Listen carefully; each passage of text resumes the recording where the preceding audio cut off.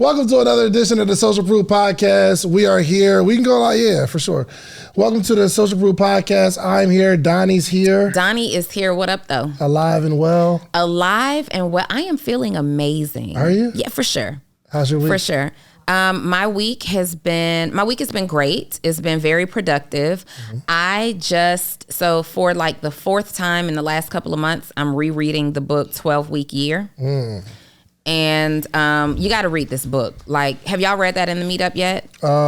Yes. You got to. Did you do it? Yeah. Well, we have a 12-week year group. Okay. Okay. You don't have a mic. Yeah, sure. Was it lit though? Like, yes. You got to reread the book. Yeah. I've decided. So I had Actionable CEO read that book, I think 2 months ago. We're already rereading it. We had another book planned for this month, but they even voted that it's a reread for sure. Got it. Yeah, we're reading $100 million leads. Love it. $100 million offers. We just got done. We were discussing running back $100 million offers. Yo, that joint was crazy. That book, he put his foot in that. He put his whole brain in that book. You hear me? $100 million offers. There are certain books. I don't know, Dave. I'm just in this season right now, but there are certain books that you just got to run it back. 100%. Over and over and over and over again. We were going to run it right back. That's what we do. That's what we're doing. Like, you got to run it right. I gave them another book. And then I'm like, y'all. And they're like, Donnie. And I'm like, y'all. And they're like, Donnie. I'm like, drop a 1 in the chat if you want to run this back. And everybody, like only one person said, let's move on to the next book. So, of course, we're running it back. Yeah, for sure. Is that powerful? Before we get into it, though, how was your week? My week was really, really good. Oh, I went to St. Thomas. Yes, executive producer EP. Is beautiful, yeah, man. EP? Yeah, absolutely. I'm executive producer of a movie, For sure. Which doesn't mean a whole lot, actually. Well, it means that you gave a lot of money. Not a lot. You could get, you can give something and you're an executive producer. Yeah. But outside of investing in this movie, because really Ernestine called, was like, yo, we shooting this movie, we're looking for executive producer. I'm like, ooh, executive producer. I don't know nothing about movies. She's like, it just means you give us some money. I'm like, all right, cool, bet. But they shot a movie, sold the movie, profited. And I have reason to believe that they have a bigger budget this time. They're shooting the movie in a whole nother country. St. Thomas is another country, right? Even though it's U.S. Virgin Islands. But it's not United States. It's still another country. They're out of the country. Did you need your passport? No. It's not another country. That doesn't necessarily mean it's a territory of the U.S. So it's not a country at all. So you're saying United States is... So we were shooting a movie out of the territory. United States Virgin Islands that you went to, right? Yes. Yeah, if you didn't need your passport, you're still in a United States territory. Difference. I am no geography expert though, so I'm for sure go ahead and look that up. Okay. The Caribbean, which is also known as West Indies, but that's not West Indies, right? The Caribbean? Is it Caribbean? No, it's Virgin Islands, not Caribbean Islands. First of all, did you go to St. Thomas? I went to St. Thomas. Okay. Government. The USBi is an organized, unincorporated territory of the United States, meaning it follows U.S. laws, but also has its own local government. Yeah. So, I don't know. Anyway. You went there. Yeah, I went there. You went there. And, it was just, it's a beautiful place. I didn't really get to enjoy it like that because it was, being on set. On set. Yeah, on set, executive producing things. Right, for sure. But outside of that, man, shouts out to Cass, shouts out to Errol, Ernestine, B. Simone, Bree, a bunch of people. They were like literally educating me on set. And that was worth the investment. You know what I mean? Like understanding how these movies are produced, and there's 1 million people on set and they're all doing their thing. And I'm like, yo, this is a full on production, bro. So I'm excited. How much did you invest? What you mean? How much cash did you invest? Less than $100,000. But more than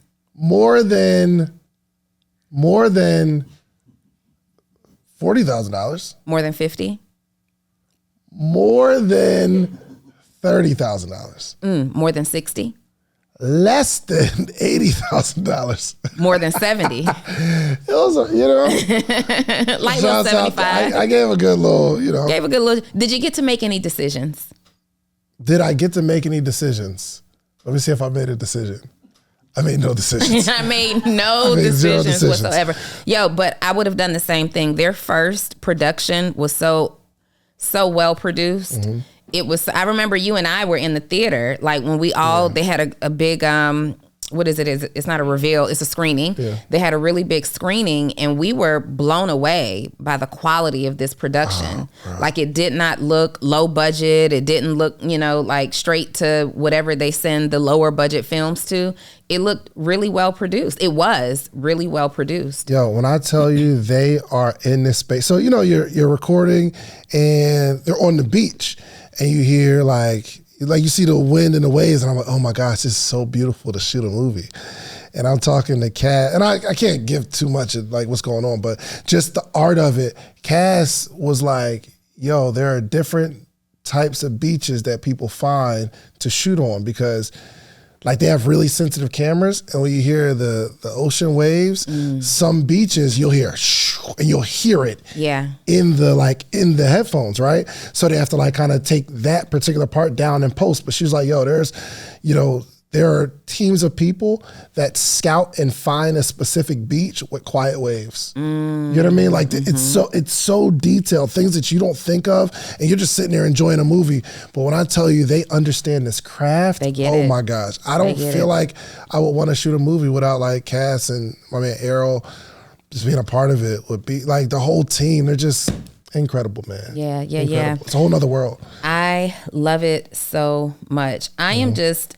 There's so much Black excellence happening around us right now. Yeah. Like so many people are doing some phenomenal things.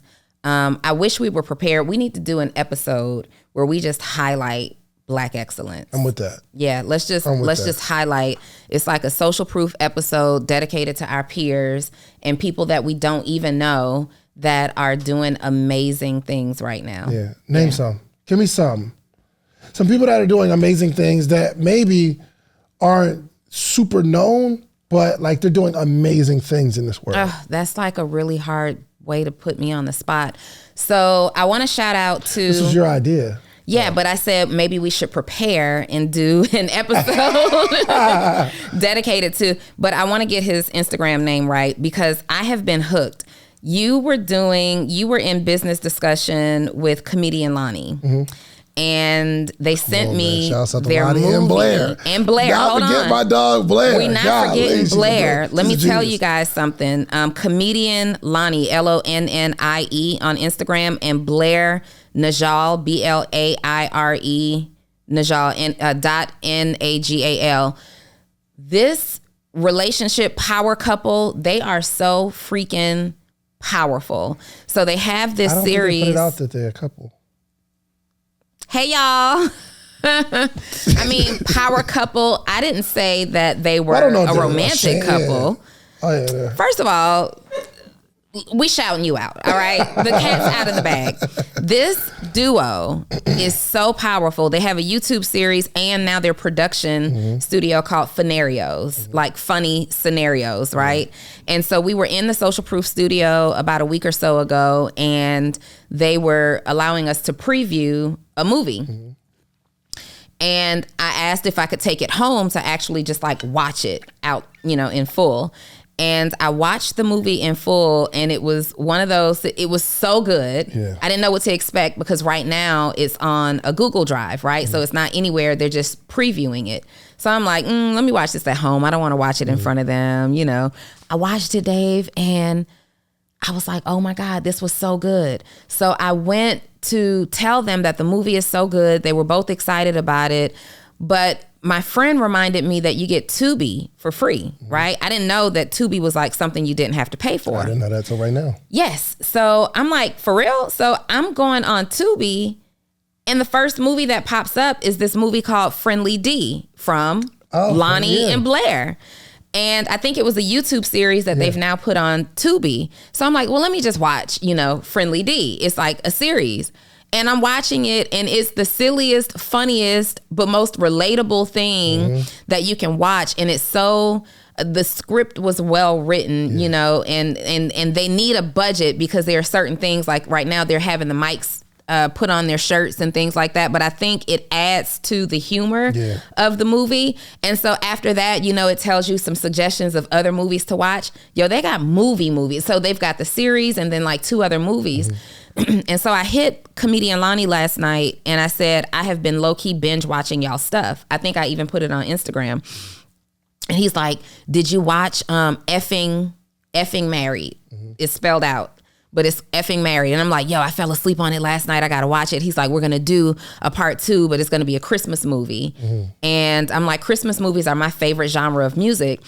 And movies. And so then he DM'd me back and was like, great, do you want to executive produce it? And so at that point I stopped replying because I had just remembered the conversation that you were having about what it meant to be an executive producer of Ernestine and them's movie Scheme Queens. And I thought executive producing meant like I might write a little, you know, I tell people what to do. I told no one what to do. I don't know that I want to executive produce it. I got to figure out what that all entails, but there's another movie on the table. And this one is going to be a Christmas movie. I like it. Well, they're actually like writing me something now. So we're going to, we'll have a table read soon. I am so excited to get into this space, man. And the beginning of this year, we had 2 titles for this year, right? You said you are in Beyonce work ethic mode, and I have seen it. I've witnessed it. You don't generally do like your own live events, and actually maybe we should talk about that because you was over it. But it came out incredible. You did an incredible live event. You actually you're still on your journey of however insane amount of days consistently going through the gym, which today will be 45 days. 45 days. So the challenge was 42 days, which is 6 weeks. And I just haven't stopped yet. Incredible. Yeah. Your first 2 episodes on 3. We just dropped the 3rd one. Your first, who's the third? Who dropped? I had a solo episode, Milan, and then Trap just dropped. Gotcha. But them 2, Milan and Trap, them episodes are going crazy. Yes. You are cooking right now. Yes. My YouTube page got monetized in a week or so of dropping the first episode. And I thought it was going to take a couple of months. So I'm really excited about that. In fact, I checked in YouTube Studio this morning and I got $3.38 Come on, waiting. go crazy. I'm so excited about that $3.38 that's waiting. Go crazy. So, you know, we're picking up some steam. We're picking up some traction. And honestly, so I do want to perfect the strategy of how we're going to build this thing out. And so we have to have a conversation about that. I wanted to see what the channel could do naturally, just Donni launching the channel, doing the marketing that I'm doing myself before I put it on social proof and let like the big sister, big brother page leverage it. I just kind of wanted to get an idea of what the performance is, so we got some good metrics, because these are metrics and stats that we'll be able to use to bring new talent on the network, right? For sure. So I wanted to see, but now that I've seen it, I'm about to start putting some marketing on Social Proof Network's page. Yeah, for sure. In the form of short reels and what do they call it on YouTube? Shorts, in the form of shorts and things like that.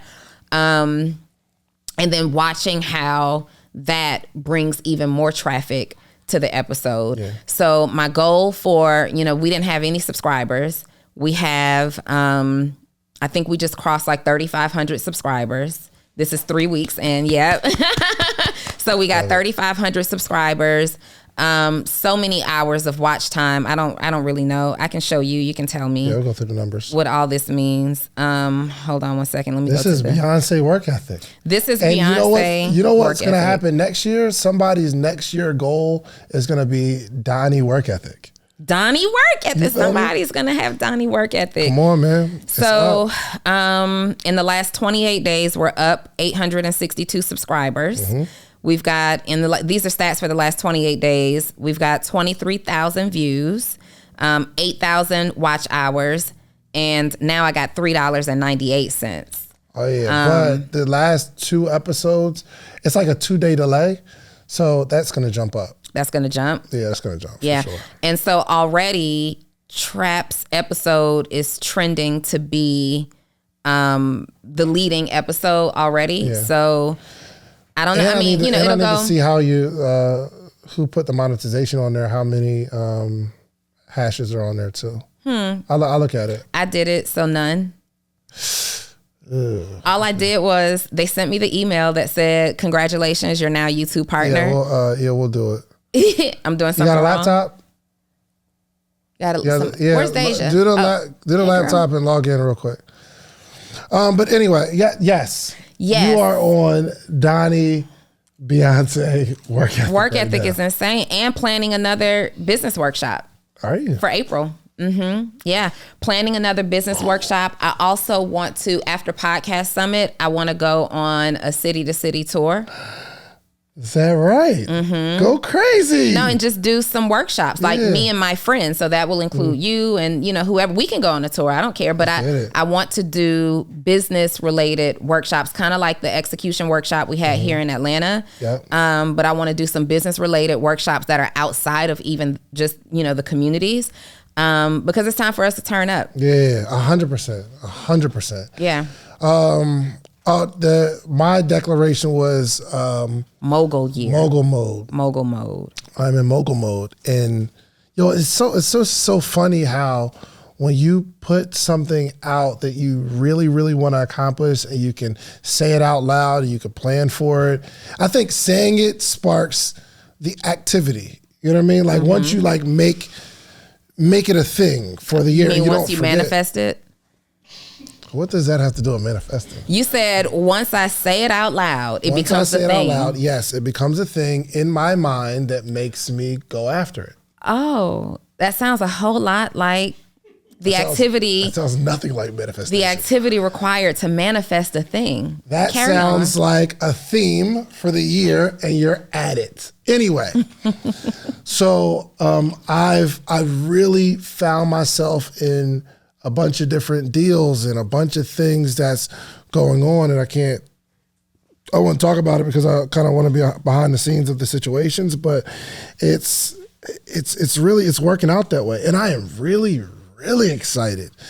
Yeah. We're in mogul mode, man. Mogul mode. I watched, Wallow gets up and starts posting content at like 4 o'clock in the morning. And he posted this video just this morning. It's so powerful. He posted a video just this morning that was a throwback to he had just gotten out of jail the Saturday before. He had just gotten out of prison, and he had $1,000 laying out on his bed. And he had a journal that he's writing all these notes in and stuff. This is one of his first running in the rain videos, right? But if you swipe next to it, he's got this money out. I believe he's in the basement of his grandmother's house, and he's got his journal. And he's like, yo, I just got out and I'm about to take this $1,000. He points at his journal. He was like that's the Bible right there. Like that's, like the mind, that's where all the winning ideas are. He's like, I'm about to take this $1,000, hear me out, and I'm gonna turn it around in a legit way, everything legit. I'm gonna take that $1,000 and turn it into $100,000, all legit. Then I'm gonna take that $100,000 and turn it into $1 million. Then I'm gonna take that $1 million and turn it into $10 million. Then I'm gonna take that $10 million and turn it into $100 million. He spoke it. Oh, okay. He manifested that joint. Wow. He manifested that joint for sure. No, it's incredible to log into YouTube. Oh, okay. So it's incredible to see a story like that of someone who's like, yo, this is what I'm gonna go after, and actually go after it. Because I think there's 2 different types of people, right? One is there's a person who has the idea and the concepts and the journal, but they're not gonna do anything. You know what I mean? They got the motivation and inspiration, they're not gonna do anything. On the other side, You have the people that are really working and grinding, but it's not in a direction.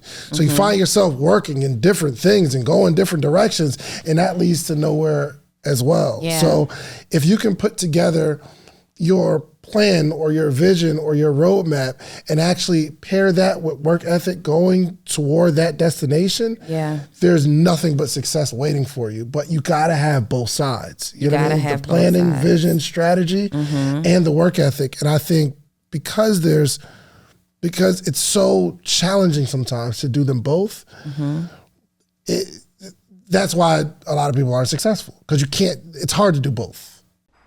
Yo, what's up, Social Proof family? So I know you're watching a dope episode, and we'll get right back into it. But in the next 2 minutes, I want to teach you the number one mistake that's probably costing you over $10,000 in taxes. And then I'm going to teach you how to fix it. And at the end, I have a free gift for you. So let's get right into it. So the number one mistake that most people make, especially business owners, is they have the wrong entity set up. Like, guys, LLCs do not help you save on taxes. So let me give you what I call my entity timeline, so you can know when to have the best entity for you and how to save the most money on taxes, okay? So step one, before you have the business, I do want you to set up your LLC, but not for tax savings, for asset protection. So you can go to a free website like llcuniversity.com. It's gonna teach you how to set up your LLC 100% free. Now, you're gonna stay at LLC until your business makes over $40,000 in net income for the year. Once your business makes over $40,000 net income for the year, it's time for you to upgrade that LLC to a S corporation. S corporations actually help you save on taxes. How much so? Well, let's put it like this. If you had an LLC making $100,000 and I had an S corp making $100,000, you would pay over $10,000 more in taxes than I would, because I have the proper entity. So once you make over $40,000 in net income, it's time for you to upgrade that LLC to an S corp, and then you're going to stay at S corp until you start making over $3 million in profit, and then it might make sense to upgrade to a C corp. But that's it, guys. LLC where you start the business, S corp where you make it over 40K, C corp after $3 million in profit. If you want a free guide on this, I'm going to give you my tax-free ebook, 100% free, and I'm going to be teaching a class breaking the ebook down for you. All this 100% free, but it's only for my Social Proof family. So all you have to do is text the word proof to 312-847-2309. That's proof to 312-847-2309. Now let's get back to the episode. It's hard to do. You know what I mean? Yeah. Maybe not for you because you're used to it. Maybe not for me because I'm used to it. Yeah. But we coach a lot of entrepreneurs, and it's the big dreamers who the vision is so big, and like they can see how everything's going to work out. They never figure out what to do today or what to do tomorrow. So I got this big vision, and I'm actively working, but I'm working on busy work because I don't have a strategy, or like my head is so far in the clouds, I can't see what I need to do today. Or it's people that's out there grinding, but your grinding is on your t-shirt brand today, grinding on coach mode the next day, grinding with vehicles or real estate. It's hard to stay the course with ample work ethic. Yeah, for sure. And it's ironic that we're having this conversation, because we had a very similar conversation on the Actionable CEO call last night. I went live on Instagram, so many of the people who are watching this may have seen this, but this is a perfect time to emphasize reading the 12-week year. I believe the author is Brian Morgan. Fact check that for me. Read the 12-week year. And to your point, Dave, so many people have an execution issue because they're basing their execution off of a goal that is so far away, right? So every single year in January, typically we create these goals. Is Brian Morgan? M-O-R-A-N. Brian Moran is his name. Red and white book on Amazon. Go grab it. Anywho, people are basing their execution plans off of a goal that's so far away. So every single January, we have these goals. We want to make X amount of dollars in a year. We want to lose weight. We want to do all these things, right? And then statistically, it's already been proven by January 15th, most people have already fallen off of their goals. I believe that number is like 85% of people have already stopped. They've admitted to not working on their goals anymore by January 15th, right?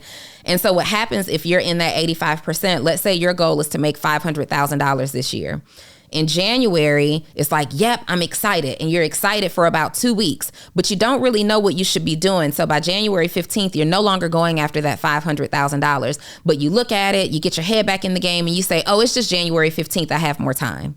And then what happens is in February, you come back and it's like, oh, it's just February. I still have, 10 months in the year. And then you come to March and it's the same thing. And then you get to June and you're like, I still have 6 months. I believe that it's so possible for me to still get these goals accomplished.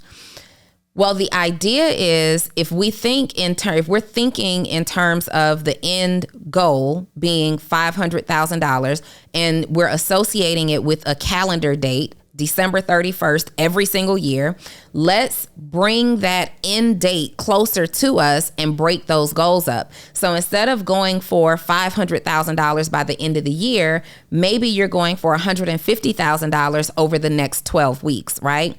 And so you'd say in 12 weeks, my goal is to generate $150,000. Now it's still going to require that you have some perspective shift, some mindset reframing. But instead of you waiting for a whole year to go by and you've accomplished nothing, it now becomes week 1. Maybe you didn't do what you were supposed to do. Maybe you did, and you feel like you still have 11 weeks to do a thing. But you're still going for that 12-week goal. So that hustle up that you're going to get happens at 12 weeks, week 12, rather than month 12. And you're able to accomplish more throughout the year if you utilize that philosophy and that understanding. The other part to execution that you need to understand is we don't have to be 100% perfect to reach your goal. There's nothing in the How to Become a Millionaire guide that says I have to be perfect in my execution in order to reach my goal. There was a conversation that Bob Proctor had, Jim Rohn had it, and this gentleman, Brian Moran, wrote about it that says if you execute at 85% of your potential, that's still excellent and you will absolutely hit your goal. 85%. But the one that I found most interesting is if you operate at just 70%, just 75%, that's still a good metric for execution, and you will still hit your goal. It won't be as easy or as simple as it would be if you operated at 85 to 100%, but 75% will still get you there. I've got good news. And I've got bad news. Dang on it. I saw that Milan's episode isn't monetized. I don't know what's in it because there's no music in it. There's a way to find it. Where is their music? Yeah, it'll show you. They're not gonna hear it. They're not gonna hear you. They're not gonna hear you. There's okay. No, I want to know. So give him that mic. All right. So I'm gonna show you right now. So go to see how it says ineligible, right? It tells you the reason why. So if it said that there's a copyright issue. Right, but if you hover over copyright, it says see details, and you want to be able to see the details. So it shows that between 17 seconds and 1:32, there's some music that's not letting it to be monetized. But you could just go over to select action, and it gives you options. You could trim out that segment. You could replace the song with something. You could mute the song. So what I would do is trim out the segment because look, this only got 10,000 views. And it's also brought in another 200 and something subscribers, which means this episode is bringing in subscribers. You have 237 subscribers from this particular video. Mm-hmm. So just because it says ineligible doesn't mean we just leave it ineligible. So this is a learning lesson because I was looking at this from my phone, and on my phone I didn't see how to get that detail. Yeah. I just figured. At least you saw it, yes? You saw it? So, yeah, I would wonder why nobody would bring that to my attention. I didn't see it. Yeah, but if other people knew about it, why wouldn't you tell me? He just found out yesterday. Yeah, but it's today. We could have fixed this yesterday. Yes, this is true. It's okay. We could have fixed this yesterday. Learning lessons. Okay, but where do I go back to get that? I'll show you. Well, anyway, and I need to see what's in that. What's in that particular? Why is there music? Listen, first off, We didn't record the episode with music in it. It looks like the intro because it's verse 7. Is there music coming in from the intro? A minute something. Probably. But we'll figure it out. We'll figure it out. How do you feel right now? Express your feelings. Here you go, Bree. I'm learning to describe my feelings. Yeah. How can I put a name on how I feel so that I can identify it and I don't just feel that way? Who taught you how to do that? Me. I'm just in my... Did you read a book? No. Yo, you know what? I am on a journey of becoming a better human being in a bunch of different areas, right? I mean, and I think too many people walk around with certain handicaps and they're okay with it. They just are fine with it. Now, some of my handicaps, I'm not okay with it, but I'm not mad enough to do anything about it. In terms of my,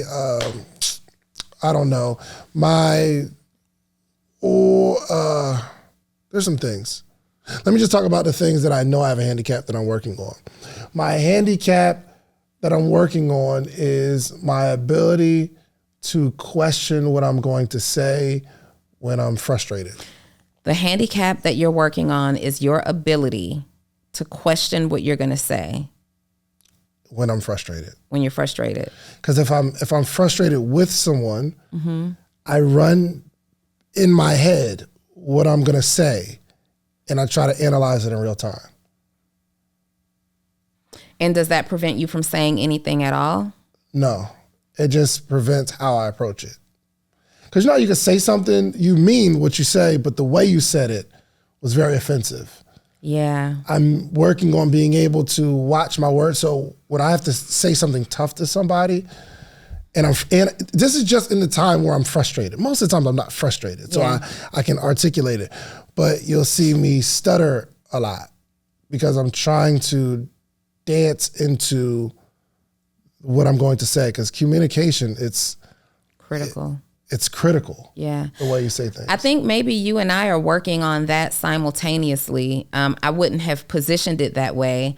I am working on communicating in real time how I feel about something, especially in a professional setting, instead of I'll just do it. Yeah. I'll just take care of it. Because what happens is I get frustrated. Like after weeks or months, I get frustrated and then I lash out. Yeah. And so I'm working on not just doing it, creating moments where communication, is essential. Yeah. So, or where communication is the best tool, because the thing, I'm a great communicator. And sometimes I feel like, and this is in personal relationships as well, sometimes I feel like I have over communicated something, or sometimes I feel like I've communicated it and you should have gotten it. And it frustrates me to have to communicate again. Like one of my huge pet peeves is repeating myself, right? And this is also in personal relationships. And so one of my negative character flaws is definitely, instead of just repeating myself, I get frustrated. Either way, you're going to get frustrated. You're going to get frustrated having to repeat yourself. You're going to get frustrated taking it on. But getting frustrated and staying silent is non-productive. Getting frustrated and communicating is productive. I think sometimes being frustrated, being silent can be productive. Just taking a while to be silent. Well, yeah, that's not what I'm talking about, though. I'll be silent and I'll just stay silent. Forever, right? Forever. Like, I'm just, at this point, I'm just silent until I'm not. And then it gets to that point where it's like, I probably should have communicated what I thought about this, sooner. So if silence doesn't solve the problem, that's not the answer. Yeah, for sure. And I think this is, again, if we are going to win in life in multiple areas, we have to be cognizant of, what our handicaps are and just growing as a person. Like I used to say, all right, well, I'm just not good at sales. Well, now I'm being more intentional about finding out why I'm not good at sales and how do I get good at sales. But you're amazing at sales. I'm good at selling other people's stuff. Like I'm a good, like if it's somebody else's offer or something, I'm good at that. Yeah. But if it's me, I'm not. So even on this tour, like at the end of the podcast workshop, I'm selling the audience on getting their ticket to Podcast Summit.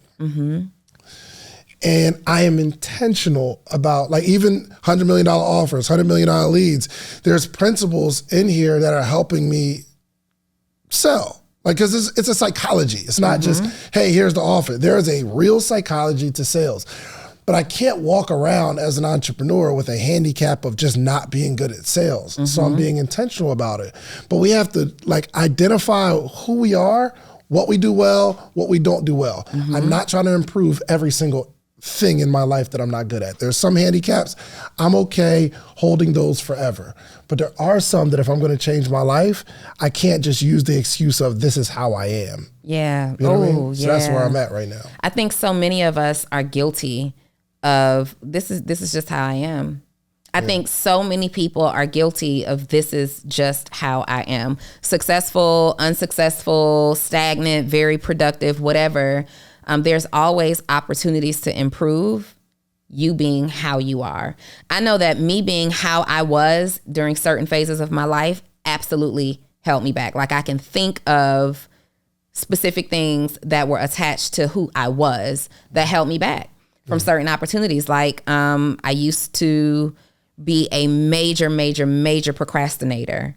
Now I'm just a minor procrastinator.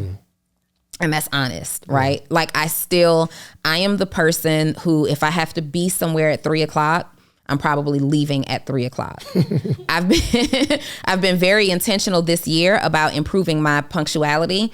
And I actually have a journal where I have drawn out these grids and stuff because I love documenting things by hand of the things that I've committed to working on in this season. And I'm checking because I'm looking for that 75% better.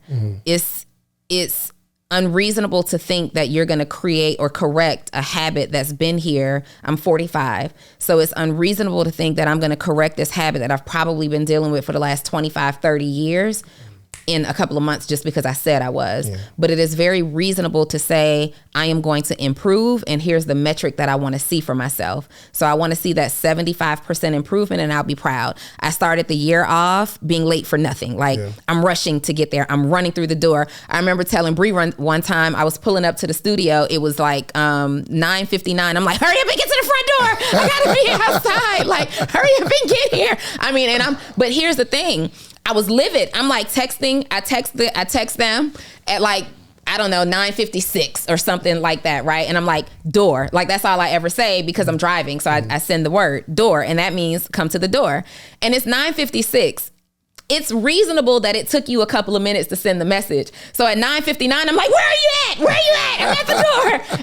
And so when you have these flaws too, it doesn't just affect you, it affects everybody else. Like, now I've got Dave who's frustrated because I'm late. I'm putting the pressure on Deja and Bree to hurry up and run, stop whatever they're doing. God forbid they be in the bathroom peeing or something, and they're rushing because they know that I'm trying to correct this habit. But anyway, at the top of the year, I started and I had a 100% streak, you know, for maybe the first 3 weeks or so of the year. And I'm really proud of it. And then I'm like, okay, I start falling off just a little bit. I'm coming into the studio. Like, my goal was to be at the studio by 9:57. Like, that's the goal, right? 9:57 because it's usually 10:07.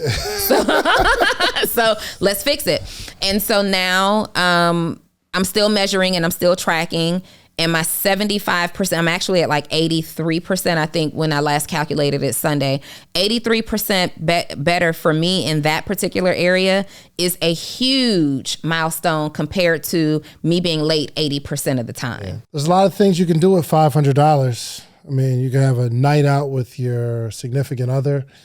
You could buy some really expensive shoes. Well, really nice shoes are about double $500. You could buy a course where you can learn something for $500. But I have something better for you to do with the $500. I want to meet with you every single morning for the rest of your life. Well, maybe not the rest of your life, but every morning, Monday through Friday, for the rest of the year.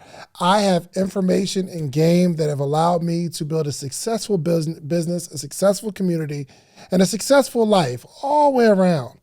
But I want to share that with you. But the only way we can accomplish this is not me selling you a course, not me giving you a one-on-one consultation, because even with that, you'll get the information, but you'll need more.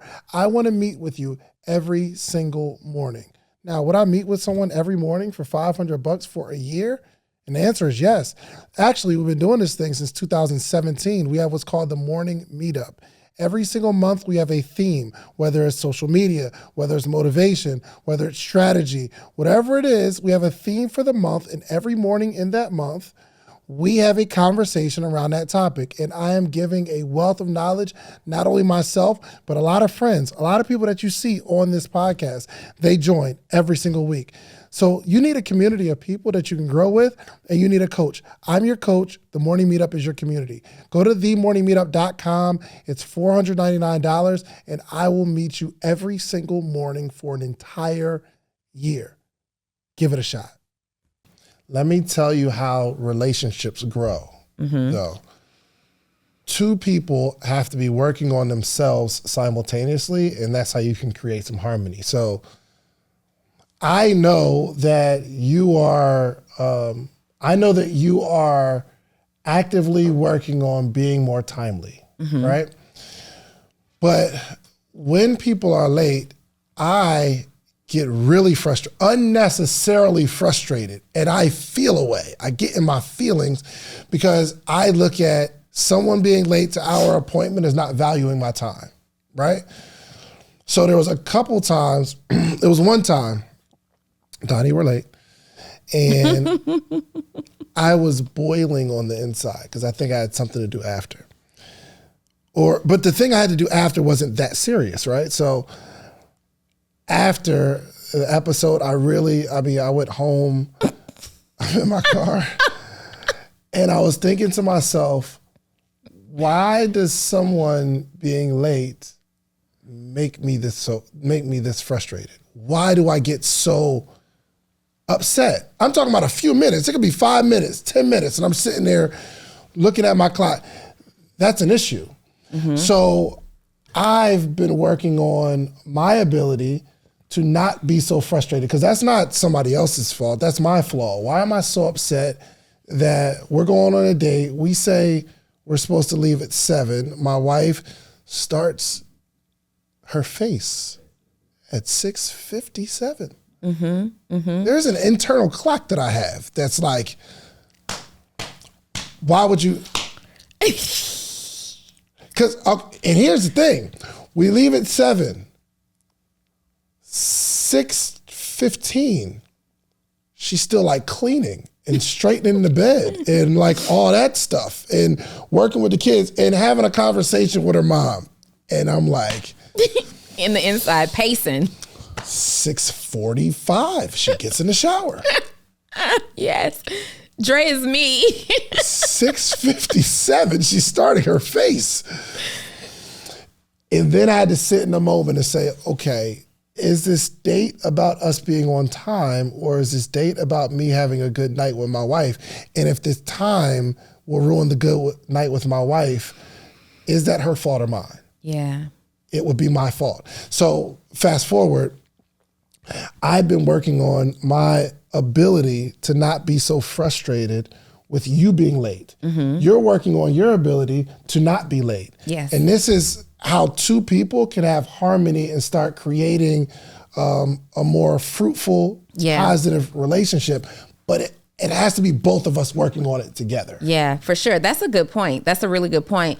I don't know if this happens for Dre, but it's like, I'm never late because I'm just sitting around twiddling my thumbs, like intentionally trying to waste anybody's time, right? Because doing stuff that you don't have to do right now. Wait, let me tell. Like, I have this thought all the time. Every single time it's time for me to go somewhere, I get so creative. I get in my zone. I get this idea that I gotta flush this idea out right now. Like, it never fails, David. 100% of the time when I have something to do, it's like, oh, that idea right there will change your whole life. Just sit down, just 5 minutes, just sit down and write it out and blah, blah, blah, blah, blah. And then I end up going down the rabbit hole and I'm like, okay, if I write this down and I do this, it'll only take me 13 minutes to take a shower. I can like the whole process is 20 minutes. 13 minutes a shower. My outfit's already laid out. I can throw that on in 3 minutes. That's 16 minutes. I got 4 minutes to like shake my hair out and I'll be out the door. Yeah. And then my phone rings. Or something happens, or that's the day that I get makeup on my clothes and I have to change my outfit. And I'm like, I had all the intentions in the world of being on time. And I also don't know, like, I just work really well under pressure. And I have always, at least that's what I've convinced myself. Since grade school. Like, if there was a homework assignment or a group project, it's like, if I am the person in charge, I always wanted to be in charge because throw me the ball at the final second, I'm going to score. And it's like waiting until that last minute to do stuff. All this time just gives me anxiety for real. Like it just does. Like, what do I need all this time for? And I've been that way. I'm thinking through it. Even on jobs, when there are major reports due, you know, my supervisor sometimes will come by and say, hey, you got this going on? And I'm like, who needs 8 hours in five days this week, 8 full hours to get this done? It'll be done. Just know that it'll get done when it's supposed to get done. And that's something, but I've been with people who in scenarios are on a ahead of time schedule and it looks so refreshing. And sometimes it's like, wow, it feels good. Like I have a love-hate relationship in traveling with you. Jesus Christ. It's the most stressful process ever. You gotta call your Lord and Savior for golly. There is a love-hate relationship in traveling with you. Like we recently went somewhere. Did we go to New York? We recently went to New York and I drove myself, or I took a car to the airport in Atlanta. Everything's fine. I was so on time, but then I had to wait for Milan to get there to take a bag. And so I was trying to make Dave and Dre so proud. Seriously. Like you was at the airport early. I was at the airport. Usually I'm walking through security when they start boarding. Because I got all the credentials, right? So I'm just like walking through security as they're boarding. And I usually have to do like a brisk jog to get on the plane. So this time I get there and I'm early. I'm like 45 minutes to an hour early, something like that. But I had to grab something from Milan and her flight is leaving like 45 minutes after ours. So Milan's on a different time schedule, right? So I'm just waiting and Dave and Dre are like, oh, come to the Amex lounge. And I'm like, okay, I'll be there, you know. And the time is just going and I'm sitting there I'm like, they're not going to believe that I was here, but I'm really here. They're not. So I'm posting stories on Instagram to prove that I'm here. I'm in the airport. I really, really am. And so I finally get to the plane, but I had to run. Like at this point, Dave and Dre are calling me like, just go straight to the terminal. And then Dre is like, hey, they just made the last call. And I'm like, I'm coming. So I literally run and get on the plane. I want to say maybe I'm even the last person to get on the plane. But I'm up against this stress because I feel like David is judging me, right? I'm like, he's definitely judging me right now. I wasn't judging you. Actually, I went out to because I'm in my seat, but then I leave. Dre was like, hey, ask the people if they can wait for Donni. And I quietly get up because I'm not frustrated. I've tackled this mountain. I'm not frustrated. My goal is to make sure my sister get on the plane. So I go to the front and say, hey, my sister, she's on the train. She's on the way. How much time we got? And he's like, all right, she should be fine. I'm like, all right, cool. So I calmly walk back on the plane and sit down like she's going to be here. But then I got that text that said, they said you got 6 minutes. Listen, I was flying. And this is the day that all of the worst case scenarios could happen. So I got randomly checked at security. Then Milan gets regularly checked at security. So I see her trying to get through and I'm waiting on this bag, right? But then the bag is huge. So I have to kind of repack my bag to fit stuff in it. And I get to the train and I'm thinking, oh, let me check to see what terminal we're at. I look at the terminal. We took off from Terminal F. In the Atlanta airport, that is the last terminal on the train pathway. So we have to go through every single stop. And every single time this train stops and these people are taking their poor little time to get off the train, I am fuming mad because I'm being judged by Dave, right? Mentally. Listen, I get there, I'm running through the line and my seat's first class, so I go to Sky Priority, and the woman who's there, she must have recognized you too, because when I get there, she's like, Miss Wiggins? I said, yeah. She was like, so glad you're here. Your party is already on the flight. I didn't know if she knew you. Oh, no, or... I just said your name then. Okay. All right. I didn't know because we were all on the same confirmation. I'm like, oh, she must have recognized Dave. She's like, Miss Wiggins? I'm like, yes. She's like, I'm so glad you made it. Your party's already seated. We were just about to give your seat away. Come on in, girl. And there was a woman who was standing up there at the desk waiting for that standby ticket. I know she was sick. She was sick. Do you hear me? But I got on the flight. But fast forward, we're leaving New York now on our way back. And that morning, here's the love hate. So in New York, as long as we're together, it's totally fine. But now we're about to leave.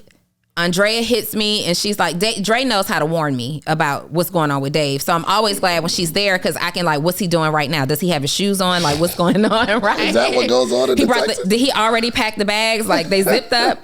And so Dre was like, hey, Donni, just giving you a heads up that David said the car is going to be here at 10 a.m. and he's not waiting on anybody.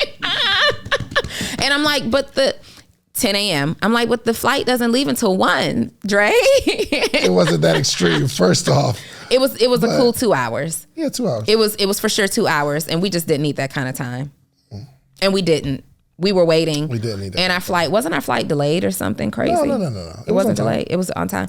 No. We only got there an hour and a half before. You're the only person who wants to sit in the airport for an hour and a half. Because I don't want to run through security. But whatever. So that's why I listen. But I want to go into the airport. I just go. Like, it's not like I'm waiting for you to go to the airport. Right.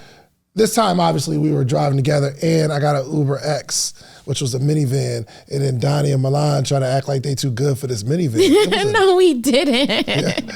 Yes, you did. You was like, is that our car? I said, absolutely. Yo, no, we got to set up the scene. Service. Okay, we're at one of the premier hotels in New York. Equinox. We're at Equinox, right? Fabulous hotel, even though they were under construction at that time. Still incredible. And it was an incredible hotel, incredible experience. We are leaving a big weekend. Rashad really brought the city out, right? But also at this time, there's so many things happening. Dave is standing outside. I'm coming outside with my bag. There's Charles Barkley. We've got Dave from Big Dave's Cheesesteak. Pinky was somewhere who had just walked up. And there's other people who were people that we just didn't know who they were.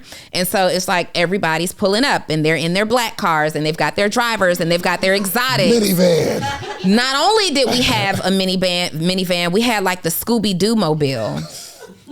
It was handicap accessible too. So the truck, it was actually pretty cool. It had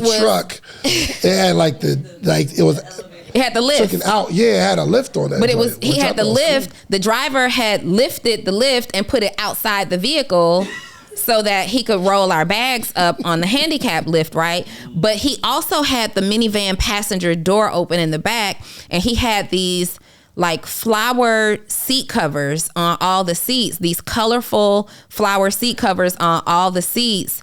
And so it was just minivan. And so Dave's outside excited to meet Charles Barkley and stuff. And sometimes you're in environments where you got to look like that guy to have access, right? You get to certain situations. And it didn't align with everything else that was going on outdoors. And I asked Dave, come on, is the car going to fit us all? He's like, oh yeah, for sure. It's an XL. It had mad space in the back because, it's a normal trunk. They had to lower the trunk to make it handicap accessible. And I actually sat in the back where the wheelchair would sit. And I had so much space. It was mad roomy. I was talking to the guy yo, We're thinking about getting a little minivan instead of an Escalade for our family. I'm feeling. No, Dave, you're thinking about getting a minivan. Dre does not want a minivan, and she has communicated that many times. She wants like a Yukon, an Escalade, $100,000. That minivan that brother had was $40,000. It was 40-something. But Dave, with all the fixings, you know what I mean? Because we're low key clowning his decision for the car, he's in the back like, this is really nice. I mean, look, no. He's like, no, seriously. Like, look, I can stretch my legs out. This is him in the back. Like, I can stretch my legs out. I've got all this room. Like, and I'm 6'4", and I can do like, look, and I can stretch out back here. We're like, Dave. You know, like if you make a bad decision, you got to double down on your bad decision. Like, nah, are you not seeing the finishes on this joint? The finishes. Oh my gosh, what kind of material is this on the seats, brother? The seat covers. It's good. Hey man, it saved me probably $50. For sure. Looking fancy, and there's an entrepreneurial lesson in this, okay? It's not about whatever everybody thinks about you. You got to do you for your own household and your own finances. Mm-hmm. That's right. You got to do you for your own household. And we got there, finances. and look, we have a good story around it. And we got a good, we be having the best moments that happen on trips. We have the best moments that happen. And poor Dre, she just goes along with the foolishness. Because David is always setting them up for something. It's always something. So shouts out to the party too, Rashad's party. Yeah, for sure. I think it was a dope party. I'm not really a club person, and it was good meeting everybody. But like after I'm done walking around, I just gotta like sit there and like listen to the music. You were dancing. What are you supposed to do? When? You were dancing? When I was my wife. Yeah, for sure. Of course. I grinded on her butt a little bit. For a little bit. Grinded on her butt. Yes, sir. And then we went back to our table and sat down. What? Like that was because I don't want people to think I'm like on the dance floor doing the Running Man and like, you know what I mean, doing all that kind of stuff. Why do you care what people think in this instance? Because that's not what I was doing. Oh. But okay. I mean, you think of somebody's dancing, you think of me on the floor like pop locking. I wasn't. But you could have. You should have been. Why would I do that? You would have been the life of the party. You when would I have been saw so you, relatable. you were sitting down. I was sitting down the entire time. See, that's what I'm talking about, Donnie. How do you expect to find a man if you're in the corner sitting down? You had a nice little dress on. You were looking amazing. Why does it always have to come down to me? I didn't. In my relationship. You talked about my minivan. I feel like. But my thing was, I was thinking it. I just didn't say it that way. I'm like, there's some eligible bachelors in here, and you looking like a snack in here. Listen, let me be clear. I for sure looked like a snack that night, right? See? But I just, I didn't see the same eligibility that you saw, if I'm being honest. I didn't really see eligibility. It was a lot of people, so I'm assuming. There was a lot of people. I'm assuming there was somebody there. And the majority of people that were in that room were married, which I was really, that made my heart smile. That there was so much black love in that room too. Did it? For sure. Absolutely. That it's an amazing thing to see so many young people. You don't think that made my heart smile? Nah. For sure. Nah. It's amazing to see so many young people, women and men, that are getting to it, right? Because Rashad really brought out the who's of the who's. Mm-hmm. And there were so many people who are getting to it that were there in that room. And it's amazing to see. So there were either a bunch of married men and women in that room or a bunch of men who were 5'2". I say cap, not saying you're not happy for a bunch of married people, but...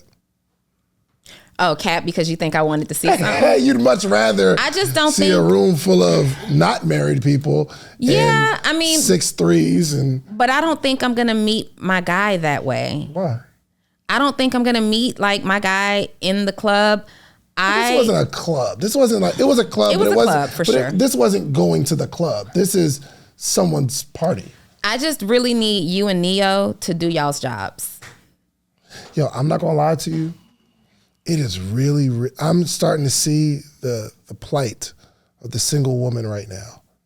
What is Nobody this is single, bro. Like, I'm like looking for, I was with my homegirl, keep her anonymous.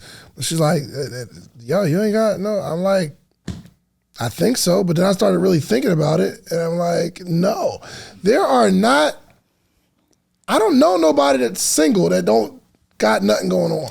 I know a ton of single men. I think everybody has something going Why don't you on. just settle, bro? Shut up, you stupid.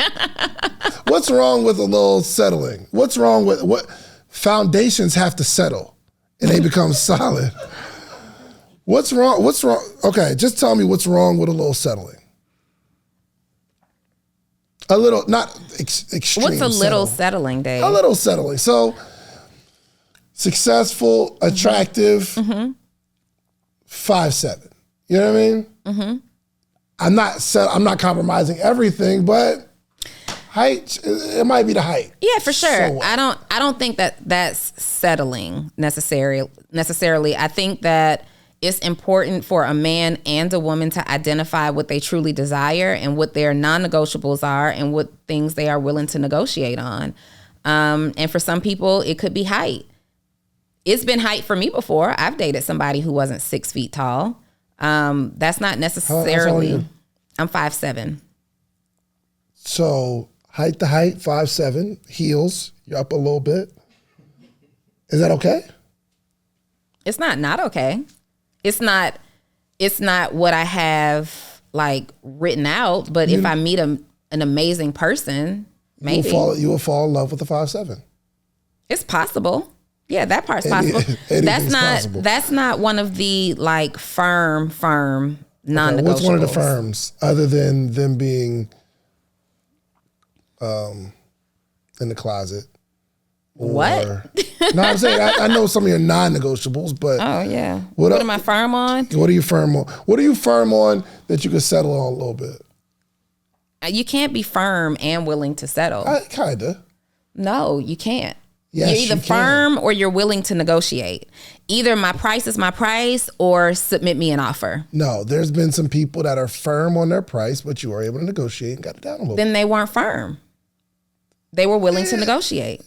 Everything you're willing to negotiate. Well, not everything. Shit, me. No, not everything. Not everything. There are things, I mean, again, first of all, this is the Social Proof Podcast. Yes.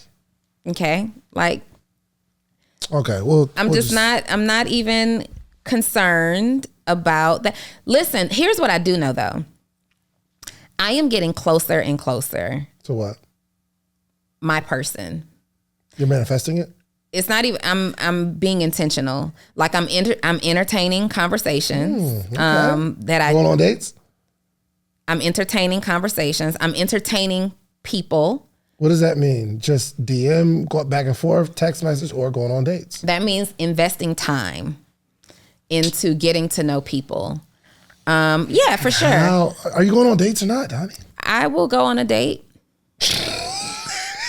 Yo, you are media trained. This is crazy. I will go on a date, but I am closer and closer, and I can feel it. The quality of men that approach me has always been, I mean, obviously you've got some non-quality, and that's just because people are really bold, right? I've always had like top tier quality of men that approach, but that doesn't mean that you're always attracted or that person is always the one. Mm-hmm. And so now there's like some top tier men that I'm paying attention to their approach and getting, you take the time to get to know people, and you don't put everybody immediately in the friend zone, because I am the queen of friend zoning everybody. Yeah. I'm the queen of friend zoning everybody. And so now I am like, okay, I'm not going to friend zone you. Don't call him bro. Do not call him bro. Right? Like, I'm trying to be a little bit more like, oh, wow, yeah, I find that interesting. You know what I mean? Because I'm quick to be like, hey, bro, real quick. You got a minute to hop on the call real quick? And I'm like, trying to, do that thing or whatever. But you have to also understand that, like, there's a certain type of man that would desire a woman that's like me. And every top tier man doesn't come with those traits or those desires. Some men don't desire a woman who is ambitious and eagerly ambitious and has no desire to stop being ambitious. Some top tier men want a woman that they can just 100% provide for. And for clarity, you can absolutely 100% provide for me. That's not what I'm suggesting at all. I'm just saying, like, for sure, you can do that. I'm just saying I also enjoy working. I posted a reel yesterday with the sound from 19 Keys that said there's a whole lot of Black women that are out here doing their thing. And many men or society is making it so that Black woman who's doing her thing is unattractive, right? Is not ideal. And he's saying that's ridiculous. Like, I'm proud of you for being out there and getting money, right? That just means that there's more for us to use to invest in some other things. And that mindset is what's attractive to me. Yeah. That mindset is attractive. And I've had conversations with people that it's like, they say certain things and I'm just not going back to dealing with an issue that was a deal breaker for me at a different time. Like, that kind of is a deal breaker. For me, and that's what you looking at? The comments. We got good comments. I don't know if none of them single, so. First of all, listen, I tell you and Neo, just be on the lookout. I truthfully. Yes. Oh, let me say this. Guys, if you are in one, not necessarily just Atlanta, but if you live in Georgia or anywhere really, and you're willing to travel. You can live in Amsterdam for all I care. Send me, like, you know, as an eligible bachelor, you know what an eligible bachelor is, okay? Send me a DM real quick, okay? And I want to start.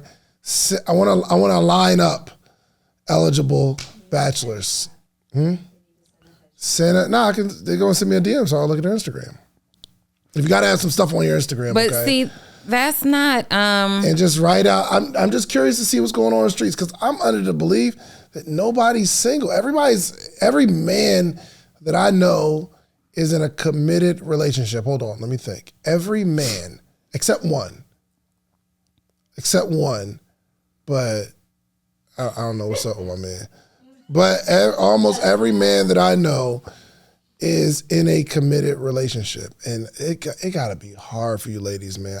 I really am, not even being funny, I'm seeing the challenge that you all like really face and go through because it's not, especially in a city like, let's just say Atlanta or this area, it is a real challenge, man. So I say all that to say, whoever you got, stop acting like that. You know what I mean? Don't lose what you got, okay? Keep them locked up. Okay, because if you get in the streets, it's not gonna be long before your boo that you was yelling at because he left the toilet seat up, you're gonna be with somebody else, and they're gonna love to put that seat down. Not they gonna love to put that seat down. That dialogue was all over the place. That was all over the place. But also, like, I believe that I believe if there's a problem on the man's side, there's a problem on the women's side too.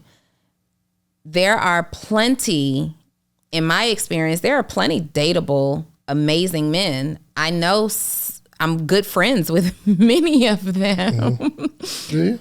Mm-hmm. Who's single? There are plenty of people. Who's some people that wouldn't mind you saying that they're single? I don't know. We're just going to, okay. There is Corey Arbinger from Support Black Corey College. Single? Corey is very single. Corey's very single. Okay. What's Justin's last name? Justin Phillips. P. Justin Phillips. He's not single. He's not single anymore? Nah, okay. I'm telling you. Okay. He got him a live vibe. Mike Bless. Mike Bless is single? Is amazing and single. Wall Street Trapper is amazing and single. Trap ain't single. Trap is single. He said it on the podcast episode. Really? Mm-hmm. Why are you... Trap. Big trap. Yo, y'all chill. I didn't even say, what are you talking about? Bree the one raising the roof. And she was like, trash. What are you talking about? Wow. Is MG the mortgage guy still single? I thought he's not married anymore. No, he's not married anymore. MG the mortgage guy is single. MG, yep. I mean, there's just a lot of, I'm trying to think of people that you know. Don't say a lot. Well, no, it's not fair to say a lot because I'm also trying to think of people you know that are single. Period. There's just not a lot. I'm willing to bet that you can't name 10 eligible. I just named 5. I bet you can't name another 5. But that you know. Huh? That you know? No, just period. Period, for sure. Oh, but that all the you people know. on Bumble and Hinge and stuff? No, people, like, I'm literally. They don't be all the way single. They don't be all the way single. I'm okay, literally, so, not single. But what I'm saying is. But single and qualified based on maybe your standard or what you're looking for. It's hard to find. That's just my standard. No, but I mean, period. It's hard to find what you want. Let me say as this. a woman. It's easier for a man to find what they want than it is for a woman to find what they want. Men find what they think they want, and then they go and find something later. They find what they want later, right? Men find what they think, and not every man, but men find what they think they want. They're like, seriously, when you're finding men, some men, they're just like there are some women who truly find what they want. There are just some men who truly find what they want. Sometimes it's about men get lonely too. They start looking at the clock and they start wanting children and things. And sometimes you catch the man at the right time. He's like, I'm ready to get married. And the next woman that he meets at that time is who he ends up marrying. Sometimes it's about being physically attracted to somebody. You want the baddie and you end up securing her and now you're marrying her. And it works with women too. Sometimes women feel like they're up against the clock and whoever they date, they're going to make that man the one, right? And they end up accepting a marriage proposal or going for a marriage proposal. Sometimes they're attracted to the guy with all the things. He has the cars and he has the money and the career. And so I believe that. Why is everybody talking about trap in the comments? Yo, y'all chill. Oh God. Anyway, shout out to Wall Street Trapper. He is one of my favorite human beings on the planet for sure. So there are, I believe. Credit by Rico said I'm single, Donnie. Hold on. Let's find Credit by Rico. It's not letting me go to his page. I think I'm about to show her you, bro. I think that I know for myself, one of the biggest things, like I've been single now for a little over a year. And I think that one of the biggest reasons that I am still single, number one, for part of that year, I just wasn't open to anything. And then for the other part, or also in addition to that, I don't get out of the house. I come to the studio and I go home. I come to the studio and I go home.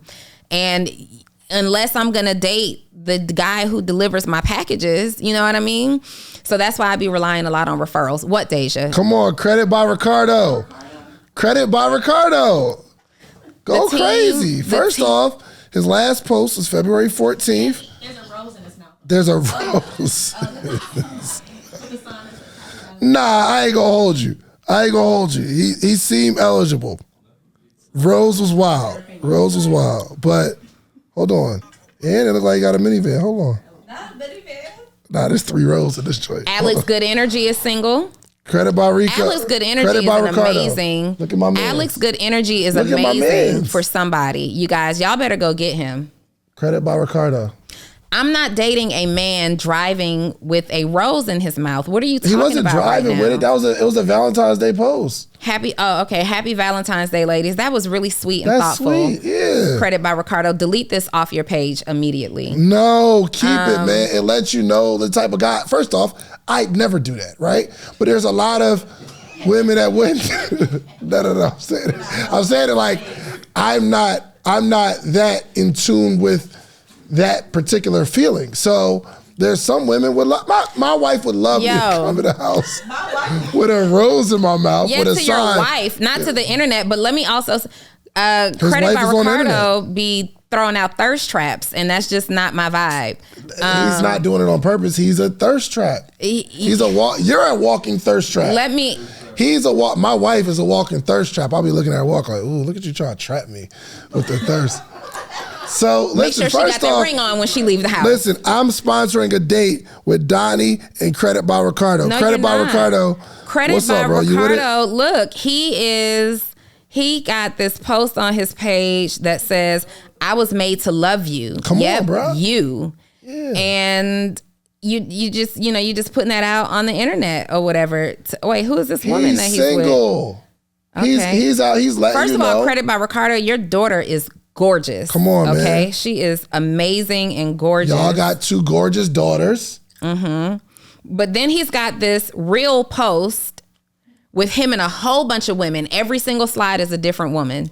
So what? He's a single man. Yeah, but I don't want to see that. How do we get here in this conversation? Why are we here? But anyway, get off of me. You're mad at Credit by Ricardo. I'm not mad at Credit by Ricardo. He has a reel with a bunch of beautiful women. You jealous a little bit, which means you like him. You like him a little bit.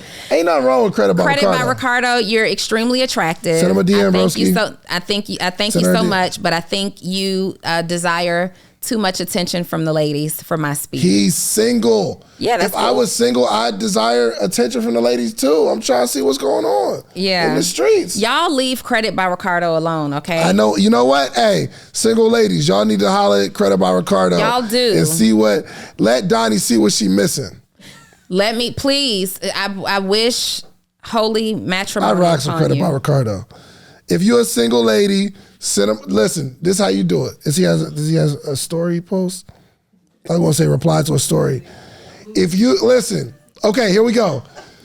If y'all feeling my boy Credit by Ricardo, go like the last 7 pictures. That's the way you flirt. That's the way you let Credit by Ricardo know. I'm feeling what you're doing. I like what's going on. And then he can reply to that. And it's up. It's up. Okay, Credit by Ricardo is single, so we're at 8 guys now. I just have to think about Credit by Ricardo, she doesn't deserve you, bro. And you're probably right. She doesn't deserve you. She doesn't appreciate a man who's like displaying his emotions, like with the rose in his mouth. You know, I'm gonna do it. If we had a rose right now, I'll put a rose in my mouth just to see what it's like and send a video to my wife. Yo, I got some roses in my trunk. Real talk. Bree, go grab one of those roses. All right, I do have a meeting though. Nah, because they just walked in. All right, okay, we love y'all, family. Cal King is single. Just call this man Ricardo. No, it's Credit by Ricardo. I'm still looking. That's his brand name. Hold on. Why is everybody telling me to stop? What you mean? I'm trying to help my sister. Neo, you know these single men? Is that Neo? Get on your job, Neo. You don't know. You know these single men? Marty Woodard is single. Marty also a great catch. Yeah, man. Also a great catch. You know these single men? No, right? It's crazy. It's hard out here. Not really.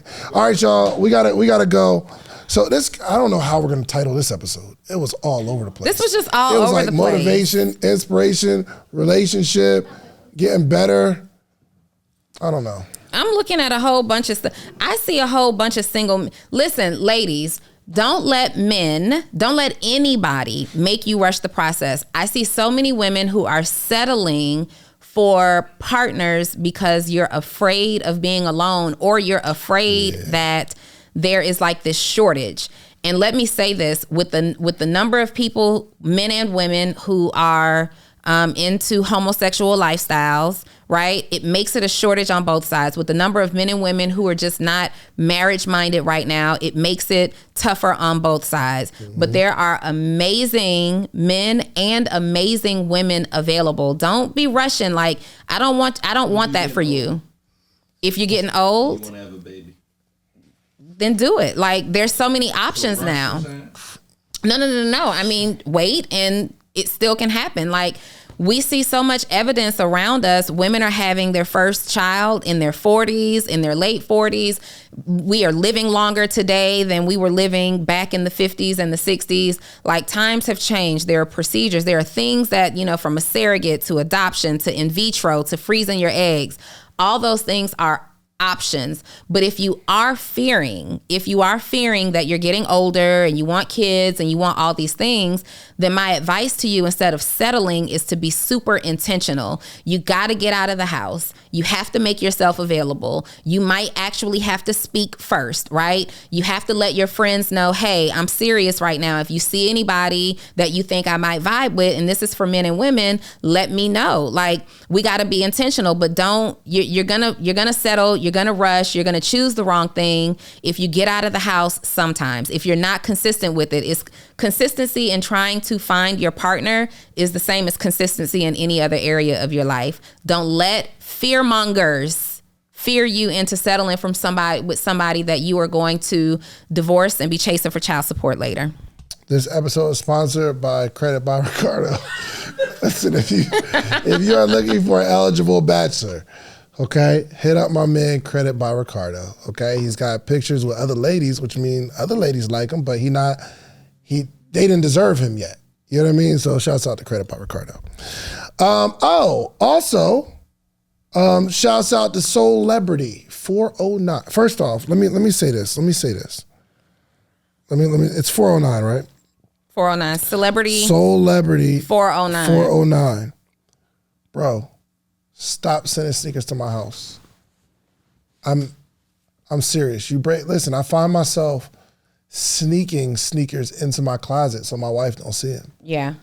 I find myself going through the frustration of trying to find something to wear because I have so many options and I got so many fresh shoes. You gotta stop, bro. I'm asking you, please, stop sending me shoes. I don't care if I pay you. Just keep the money. Scam me, bro.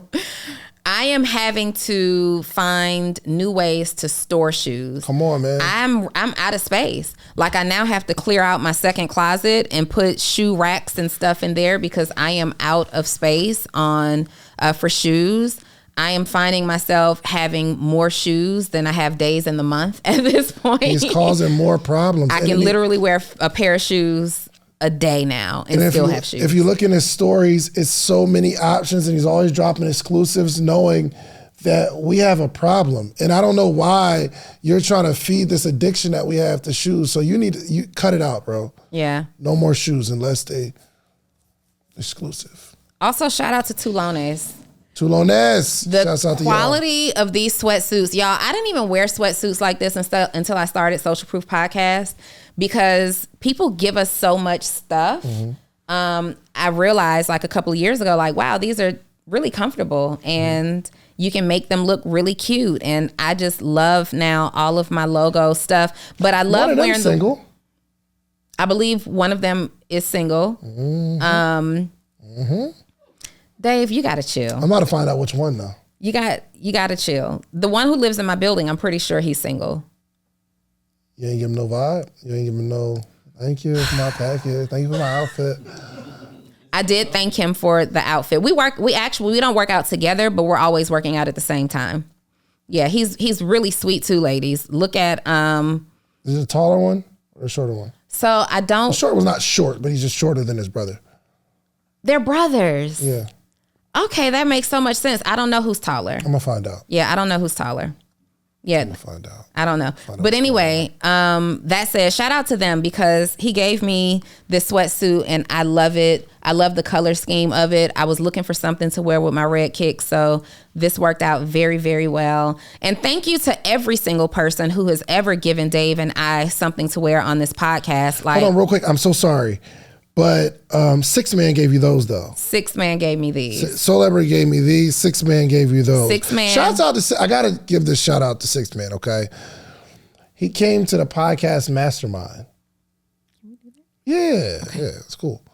Like, because Celebrity is our official sponsor. Celebrity is our official sneaker plug. But 6 Man, because it was so extreme, he came to the mastermind and literally gave away like 25 shoes. 6 Man sponsored the podcast mastermind. Yes. That we had maybe 2 weeks ago. No, 2 weeks ago. 2 weeks ago. And he brought everybody who attended the mastermind those some sneakers. Yeah, it was like Air Force Ones, like 25, 30 pair. It was something crazy. And I'm like, dang, I ain't know. You know what I mean? Like, I didn't expect you to do that, brother. Like, did he tell you he was coming? No. He told me he was coming, but he didn't. He was like, he said he was going to bring me and you some shoes. I didn't know that he was bringing. I mean, but everybody, You Bring Me Joy brought her joysticks. So shout out to You Bring Me Joy for bringing her joysticks. It's a tripod. And it's fabulous. It really is. It's a tripod that has 2 phone holders on it. It comes with a carrying case. Joy, I have been using my You Bring Me Joy travel tripod every single day for the last 2 weeks. It has made it so convenient for me to go live on Instagram and YouTube at the same time. And she literally brought one for almost everybody in the room. I think that if she didn't have enough, I think she promised everybody who was there one. Let me make sure you guys have her Instagram. Go shout out You Bring Me Joy. It's you, the letter U, Bring Me Joy, Joy. Absolutely. So there is that. Go and support her on her joysticks. I just thought the whole concept was really amazing. Oh, and last thing. So first off, we had a lot of entrepreneurs that support. So Supplement Water. First off, I don't know if y'all can see that. This is, it's called Supplement. I'm sorry? You got to do the Instagram hand. You got to do the influencer hand behind it. Like that right there. There you go. It balances the lighting out. It didn't do it on that necessarily because it's really thick, but. Okay. All right. So Bree, this let me get that one. Supplement. So this is the only Black-owned insulated water bottle company. I have to. Yeah, there we. Oh yeah, I got the little thing on there. Yup. Yo, when I tell you, so they actually do a lot of manufacture for big companies like Slam, like the Slam magazine, Paper Planes. I think they did something for Warby Parker. They get like corporate clients that support their bottles, but for the average person, I literally, and this is no cap, because we gave away a bunch of these bottles at the Mastermind too. I've been drinking probably a gallon of water a day by using this. And I'm saying that because like I'll fill it up with water and I find myself with my bottle drinking my water. You know what I mean? Because it's like my bottle and it's something that I'm not gonna lose. But I'm literally drinking, if not a gallon, almost a gallon every single day because I have this bottle. And Donni brought out something. First off, Stanley Cup, count your days. Count your days. All we got to do is set that company. joint on fire and see if it stands the test of time. I did do something, and I'm going to send him the video, but I filled it up with ice. And I came back 3.5 days later. There was ice still in it. I closed it, left it on my countertop, and I did a video of me, all right, I'm going to put some ice in here, close it. 3.5 days later, there was still ice in it. I'm sorry, what? Supplement. So go check them out. SUPLM. Supplement, 1P, no vowels, except for the U. SUPLMNT. And that's their name on Instagram too. Absolutely. SUPLMNT. SUPLMNT. So there is a vowel, there's a U. That's what I said, except for the U. Yeah, but you can't give people information that way. Somebody said the Go Crazy Target guy is single. They're talking about Wallow. Wallow is single. Like Wallow single. So many people there. Listen, ladies, again, get your supplement, drink your water, take care of yourself. Don't be out here listening to people talking about there are no eligible women, there are no eligible men. There are eligible of both. You just got to get your butt out of the house to find them and be consistent in that effort, okay? Absolutely. We outside. We outside. We love y'all. Support all the businesses that we discussed today. Oh, wait. And I got to go. No. Do you know where you can find a quality man this year? Podcast Summit. Podcast Summit. Podcast Summit. Hey, I almost want to let single men in free. No. No, we're not. Bad to say. Okay, no, Podcast Summit coming to you in July. There are going to be a lot of eligible people there, ladies. And let me tell you something. The best man to meet is a man who wants the same type of outcome that you want. The best man to meet is a man who invests in himself the way that you invest in yourself. Men, the best ladies to meet are the ones who are investing in themselves before they expect you to invest in them. So let's get it. Podcast Summit 2024. Let's go. Use promo code 20 social proof 20 social proof. And my good sis Terica just walked in. I know she Yes. got single men on deck for me. Why would she have single men on deck for you? Terica knows all the people. You hear me? She doesn't know anybody at all. You don't. No, she just got to the internet. What do you mean? Terica. You were supposed to just be over there like, yes, sis, got you. Nah, but here's what's crazy. I'll mention celebrities and she's like, huh? Terica be so in but out the loop. I'm talking about, I think I said something about, you see the post with Fat Joe or something like that. She's like, Fat Joe? Or ain't no way. no, I said something like Rick Ross actually. This is like a couple years ago. I said, we got Rick Ross Mastermind. She's like, what does he do? I'm like, she is, when I tell you, like in real estate, that's all she's focused on. That's it. All right, we gotta go because I got a meeting. We love y'all. Single men, shoot me a DM, man. I'm about to send you. Dave. This ain't for you. I got another single friend that needs a man. I mean, but it could be depending on who. You clearly can't evaluate a good man because credit by Ricardo. Depending on the submissions, it could be, for me. So when you send Dave the information, just put subject line Donni. You gonna give me somebody Thursday? Neo, I need you focused. Tomorrow night at the event. I need you focused. Yo, we had we had American Sesh. Yo, I got a meeting. We had American Sesh, and Neo was talking to this guy like 6'6". I said, Neo, do what you're supposed to do. Neo over there like, what am I supposed to do? He did, but it wasn't going to be a match. So there's that. We love y'all. Bye. If you like the video that you just watched, click this one. You're going to like this one, maybe even more. Click it right now.